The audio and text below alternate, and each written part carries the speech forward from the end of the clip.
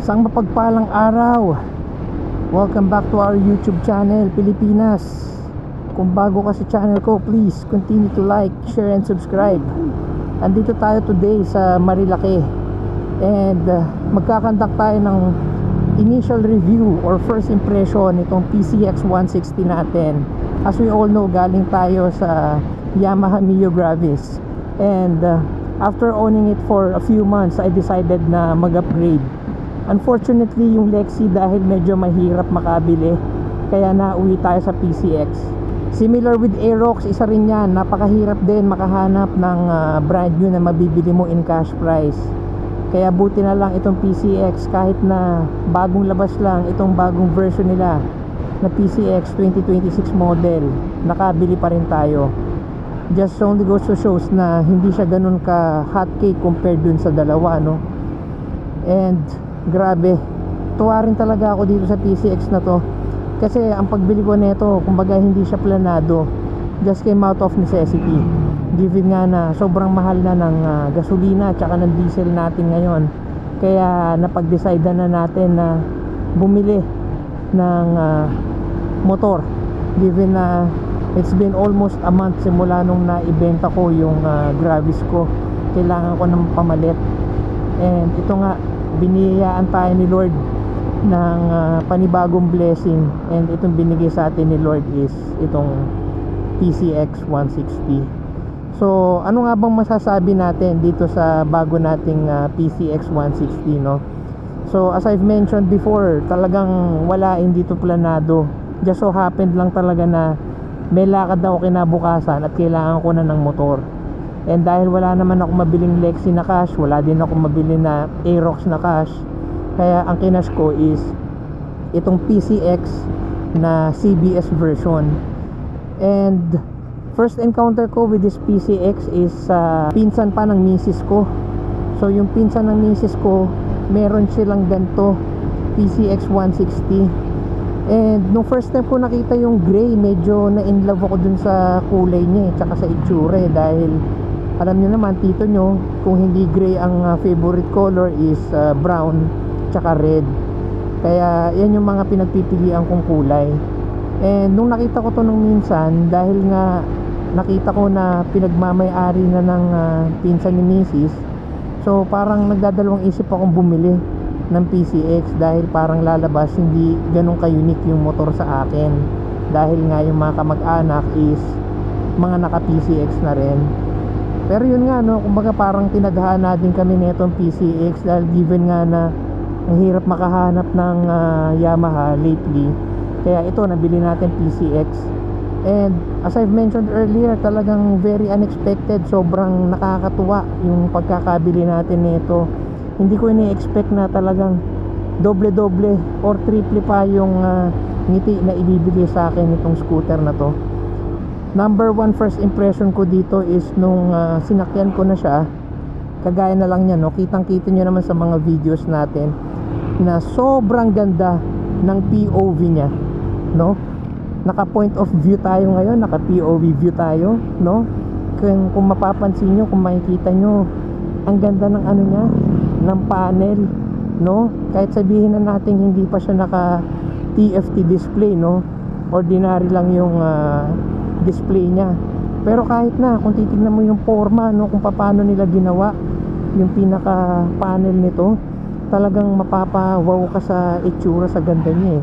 Wala namang bago dito, no, kasi ito rin din naman yung gamit sa previous version. Pero dahil first time ko na makasakay sa PCX na ako mismo yung nagdadrive, natuwa talaga ako. Hindi ko rin i-expect na pagdating sa mga videos ko is lalabas ang ganda tignan din talaga nitong PCX. Kaya talagang sobrang satisfied ako dito sa ano pa lang niya, sa panel pa lang niya. And aside from the looks, no, yung sa panel niya, like yung kagaya nito, yung mga side mirrors natin. Yung side mirrors kasi ng Yamaha, ang naging observation ko sa kanya is yung parang may konting grado, no? Parang medyo naka-zoom in ng bahagya yung salamin natin. And then medyo patulis kasi yung dulo nun eh, kaya medyo limited yung visibility mo pagka yun ang gamit eh. Pero ito kasi ano eh, kumbaga syempre matter of preference lang, no? Pero kung titignan nyo kasi ng mabuti yung side mirror nito, ang laki eh, ang lapad, tsaka wala siyang grado. So talagang ano, sulit na sulit din yung side mirror nito. And then pagdating sa mga switches niya, typical na ano na Honda.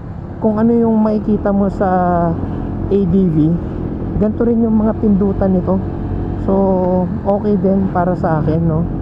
Although may mga nagkakapagsabi nga lang na ingat lang din sa ano, sa mga bagyo, kasi po pwedeng pagka binagyo yung mga switches nito, pagka nababad sa basa po pwedeng masira eh. Kaya ako lagi, habit ko, lagi kong kinocoveran yan. And pangalawa, maliban dun sa looks nya, no, sa point of view ko, is pagka yung may mga namimitik din dito sa ano, sa Marilaki, mas lalo ko na appreciate itong motor eh, kasi pagka may mga namimitik, tapos tinitignan ko yung kuha namin, yung mga picture, ang ganda rin tignan, no? Parang napakalaki kasi nung ano niya eh, daytime running light. Yung pinaka DRL nya parang V-shape na parang Voltes 5 yung itsura. Tapos ang ganda rin nung ano, nung execution nila pagdating sa ilaw.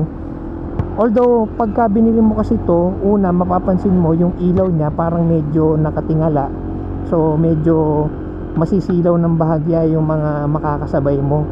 Pero madali naman i-adjust yan kasi lahat naman ng motor, scooter, ganun eh. Kung hindi talaga para sa yung adjustment ng ilaw, madali naman may adjust yan dito sa pinaka headlight nya. And then pangatlo, yung actually common issue naman to pagdating sa may mga windscreen, no? Kasi yung windscreen nito kulay black, no? So pagka black yung windscreen mo, ang problema sa mga ganyan is gasgasin yan, no? So kahit na anong ingat mo sa motor mo, yung swirl marks na tinatawag, halatang halata eh. Kaya ang dami rin mga motor, pinapalitan nila yung ano nila. Pusok eh. Yeah, may mga namimitik pa. Ayan, so going back yung sa windshield natin, dahil nga kulay itim, no, kaya kadalasan yung mga ganito pinapapalitan din nila ng ano, ng clear tint, kung hindi man clear tint, yung mga smoke tint, para at least medyo mabawasan yung pagiging gasgasin niya. And then another observation ko, this is much more of a nitpicking na lang din, no, pagdating sa PCX 160, or sabihin na lang natin medyo downside talaga ng Honda scooters in general, is yung CVT nila.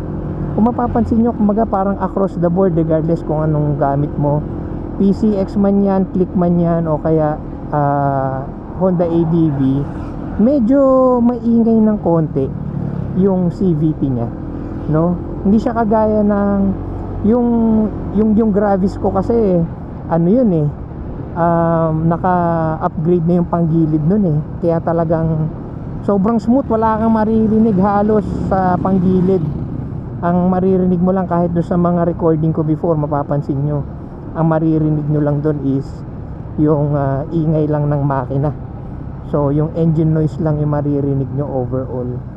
Pero for this one, although hindi nyo naman din rinig sa video ko ngayon, pero yun nga, no, kung talagang maselan ka na user, tapos kagaya ko, napakaselan ko, tapos bababa ka ng ano, ng scooter, mapapansin mo eh, yung panggilid mo medyo may konting ingay.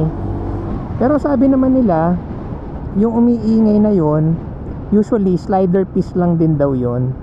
So kung slider piece lang siya, madali lang naman siyang maayos. Kasi ang problema daw ng ganito, yung slider piece na ginagamit, mabilis daw lumuwag, no? So kung mabilis lumuwag yon, pwede talaga mag-cause ng ingay yon. Pero overall talagang sobrang sobrang satisfied ako dito sa PCX na to. Paano ko nasabi na talagang masarap siyang gamitin, no? Number one, dito ko na-realize yung importance or kasarapan ng meron kang scooter na maxi scoot na talaga. Yung maxi scoot feeling maa-achieve at maa-achieve mo dito. Siguro ang wala na lang talaga dito is, syempre kung maxi scooter ka, expected mga nasa 300cc pataas, di ba? Pero ito mga nasa 160cc lang siya, rounded off, no? Pero yung feeling na binibigay niya sa'yo, pang ano na talaga eh, pang maxi scooter na talaga. Talagang ang sarap gamitin, ibang iba yung balance nito. Kasi yung Gravis ko, mapapansin ko doon, medyo magaang yung harapan ng Gravis. So kumbaga parang medyo mabigat siya sa may bandang likuran. Ngayon ito, very balanced siya eh. Yung bigat ng harapan, yung bigat ng gitna, dahil nandito yung gas, yung tangke natin, ano siya, very well balanced. Kaya talagang ramdam mong malaki yung dala mo. Talagang tawag ko nga dito is ano eh, sofa on wheels, no? Kasi talagang parang literal na nakasakay ka sa sofa. Dahil yung upuan din nito, ang lambot. Grabe, napakasarap sa puwet. Yung upuan pa lang nito sobrang sulit na. Kadalasan yung mga owners nito halos hindi na rin sila nagpapalit ng mga upuan. Maliban na lang siguro kung hindi ka nabiyaan ng height, no? Yung iba ang ginagawa nila medyo nagpapabawas pa ng upuan nila para maabot nila yung sahig. Pero for me hindi, grabe. Ang sarap gamitin ito. Enjoy na enjoy yung puwet ko dito. Alam niyo naman ang tito nyo, walang puwet. Pero dahil dito, grabe. Parang gel type yung ano nito eh, yung upuan eh. Palagi ko isa ito sa magandang maitry nyo kung sakaling nagbabalak din kayong bumili ng PCX. Subukan nyo siyang ano, upuan sa kasa. Pakiramdaman nyo yung pag-upo nyo sa kanya. Tignan nyo kung masisiyahan kayo, kung maliligayahan kayo sa pag-upo sa kanya. Pag-upo pa lang, grabe, ang sarap na ng experience, ang sarap na ng feeling. Tapos ito kagaya nga nito, no, nung banggit ko kanina, yung pinaka POV natin, sobrang ganda, no, hindi nakakasawa tignan. Kasi nga ito nakoberan na, unlike yung dati, naka ano lang to eh, parang stainless steel ata yung ano niya, yung ganto niya. So ngayon covered na siya. Pero tingnan nyo naman yung pagkaka-cover sa kanya. Hindi yung parang tinamad lang na kinuberan, di ba? Yung sa ibang scooter kasi yung ganto, parang hindi na pinag-isipan eh. Parang tinamad na. Wala nang masyadong ka-effort. Pero if you come to think about it, isa sa mga bagay na lagi mong titignan sa scooter mo eh. Di ba? Yung pinaka point of view mo. Ito, kita nyo, ang ganda ng pagkakagawa nila oh. Yung angulo dito, di ba? Very proportioned, ang ganda ng ano, pagkaka-execute nila. Kaya kahit na hindi ka na naka stainless, palagi ko okay lang eh. Talagang sobrang ano, sobrang elegante. Kaya pala ang dami ring bumibili ng PCX. Ngayon ko lang na-realize na maganda rin pala talaga siya. Sobrang komportable, sobrang sarap gamitin. And syempre dahil bagong modelo to, so ang ganda rin ng ano, ng execution ni Honda overall dito sa scooter na to. And kaya nga rin naman din talaga tayo nag-upgrade is dahil kagaya nito, lagi tayo nagmamarilaki and lagi akong may angkas, no? Misis ko lagi kong angkas dito. Medyo nabibitin na kami dun sa takbo ng 125, lalo na sa mga paahon dito sa Marilaki. Kaya nag-decide din kami na why not ano na no, mag-upgrade na lang. Yun nga no, yung Lexus sana 155cc tapos naka-liquid cooled na for only 99,000 pesos. Pero grabe, talaga nagulat ako dito. Akala ko ano eh, hindi siya ganun kasulit itong PCX para sa presyo niya ngayon na 134,000. Pero nung kinompute ko, kagaya na lang nung binlog ko nung nakaraan, kinompute ko, ano eh, sobrang sulit pala talaga niya, no? Mas para sa akin sa ngayon mas sulit pa siya sa ano, sa Lexi. Kasi yung mga upgrades na kailangan mo sa Lexi mo, nandito na eh. Kumbaga upgraded ka na eh. Ang magiging para sa akin, no, kumbaga parang nitpicking na lang din talaga to. Kasi tito nyo, syempre may kaedaran na, medyo matanda na, no? Mag 40 na tito nyo this year. So yung likod kasi ng tito nyo hindi na ganun ka 100% eh. Kaya para sa akin, ang talagang pinalitan ko lang dito na para mas lalo siya mag-improve is yung shocks niya, no? Yung shocks nito kung tutusin, napakaganda na, lalo na pagka dalawa kayong nakasakay, no? Sobrang sarap gamitin. Yun nga lang, may mga pagkakataon na ako lang mag-isa, no? Ako lang mag-isa gumagamit. So medyo mabilis yung rebound nung shocks para sa akin, no? Pero kung hindi ka naman ganun kaselan at yung likod mo is nasa ano ka pa, nasa prime ka pa, di ba? Mga nasa 20 plus ka lang, ganyan, di ba? Or mga nasa 18 years old ka lang, then definitely talagang may enjoy mo yung shocks nito eh. Regardless kung mag-isa ka lang na nagdadrive o dalawa kayo, no? Talagang masarap siyang gamitin. Iba ang ano eh, iba ang pagkakatono ng ano, ng Honda sa mga shocks nila. Talagang mas maganda kumpara sa ano. Sorry, I'm not into brand wars, no? Pero observation ko lang, mas maganda lang talaga yung ano, pagkaka-setup ng shocks ng Honda. Kasi yung shocks ng Honda, ano to eh, mga Showa to eh, Showa brand eh. So si Showa yung gumawa, parang exclusive si Honda sa Showa eh. Kaya yung mga ano nila, shocks na nilalabas, branded talaga. Kaya makakasigurado ka na okay, di ba? May quality na kaagad. Kumbaga, naka-branded ka na kaagad na shocks. Hindi lang sa ano yun hindi lang sa harap, pati sa likod parehas naka-Showa na to, no? Yung harap nito parang para sa akin yung shocks niya the best na sa market sa ngayon, no? Hindi ko lang alam sa ADV kasi syempre di pa naman tayo nakahawak ng ADV, no? Baka parehas lang din naman sila ng front shocks. And then pagdating nga sa likod nito, dahil CBS version yung sa atin, wala naman tumbaso and walang adjustment ng rebound, wala ring adjustment ng preload. Para sa akin okay na to. Dahil nga lang sa sobrang sela ng likod ng tito nyo, napabili lang ako agad ng ano, ng Pro Fender. Ang binili ko is yung ano lang, Pro Fender Air Series. Kasi para sa akin, yung Pro Fender Flash ko before, actually satisfied na ako eh. Kaya lang naman ako nag Air Series is pandagdag forma ko lang, no? Na kung tutusin, pwede naman na kahit yung Flash Series lang bilhin ko, masisihan na ako dun eh. Kasi meron siyang preload and meron rin siyang adjustment para sa rebound, which is yun nga yung pinaka mahalaga para sa akin. So given na ang preference ko is yung mas maganda yung rebound and merong adjustability para sa load naming dalawang mag-asawa, kaya yan, napauwi tayo sa Pro Fender. And overall palagi ko wala na akong masasabi talaga sa scooter na to.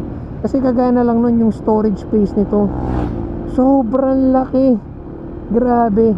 Parang kasya ano, baby o kaya bata, kasya isang buong bata sa compartment. Sa sobrang laki niya, 30 liters, tapos pahaba pa. Kasya actually ano eh, isang buong helmet. Tapos yung kung meron kang ano, yung maliit na helmet, kasya din eh. So talaga sobrang sulit na sulit talaga nitong ano na to. Tsaka syempre yung OBR natin, masayang masaya siya sa nabili ko, no? Back ride natin, misis ko, 'di ba? Masayang masaya siya dito sa nabili ko. Sulit na sulit talaga for me. Kaya sabi ko, ano to, parang for keeps na for me itong PCX 160, pang ano ko na siya, pang matagalan. Nga lang syempre, malaki nga yung U-box niya, malaki rin yung ano niya, yung sa tangke, no? Kasi galing akong 4 liters eh. So ito 8 liters na. So talagang masisihan ka sa laki ng tangke nito, no? Pero syempre ang compromise noon, wala kang ano, wala kang floorboard, wala kang gulay board. And given na ang laki na rin naman na ng storage ko at meron din akong box, palagay ko okay lang yung yung compromise. Anime? Kakain na ba tayo? Hindi, naghihintay lang ako sa'yo kung saan ka magtuturo eh. Ano? Naghihintay lang ako sa'yo kung saan ka magtuturo. Ha? Saan ba gusto kumain? May nadaanan ako doon para mabango kanina eh. Kaya nga, doon naman tayo. Balik tayo? Ano tayo, doon na tayo sa camp. Okay. Pagdating naman sa makina, wala akong masasabi sa makina nito, no? Kasi sinasabi nila before, parang mabibrate daw yung makina. Palagay ko hindi naman sa makina yung problema. Palagay ko sa ano lang yon, sa idle, no? Kasi kung mapapansin nyo yung idle nito, pagka nakahinto tayo, pagka nag-brake ka, nag-iiba yung idle nya. So doon mo makikita yung vibration. So tingnan nyo ayan medyo ma-vibrate ng konti pagka nakapreno. Pero pagka hindi ako nakapreno, halos hindi mo makita nagba-vibrate. So palagay ko okay din ang makina nito. Plus the fact na para sa akin matipid din siya sa sa gasolina. Kung makikita nyo, average ko ngayon 32.8. And medyo medyo accurate yan. Pero ito kasi nagamit ko na siya sa city na talagang sobrang traffic, no? So ngayon lang tayo medyo nakapag-stretch ng konti, kaya ganyan kababa yan. Pero based on my experience, palagay ko yakang-yakan nito para sa amin dalawa na may OBR, na may angkas. Mga nasa 41 kilometers per liter. So mukhang sulit na rin. Ito, nag-aaya na. Kain daw at mukhang may mabango dito. Saan ba yung mabango doon? Hindi ko nga alam eh. Tingnan mo muna, hanapin mo kung saan galing yung amoy. Abi, ewan ko muna. Huwag ka na nagagalit. Ayun yung parang amoy sisig. Diba? Saan ba gusto kumain? May gusto ka ba dyan? Wala. Hindi ko alam. Hindi ko alam kung saan yung sinasabi mo. Palagay ko hanggang dito na lang muna. Hanggang sa muli. Paalam.